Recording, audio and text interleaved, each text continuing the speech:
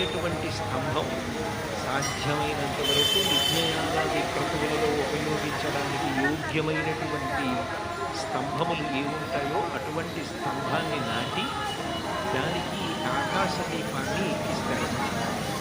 అటువంటి ఆకాశ దీపం తులాయా తోలయా సహా ధర్మసింహుడు ఆకాశ దీపం యుదద్యాత్ అని దామోదరాయ నభసి తులాయా తోలయా సహా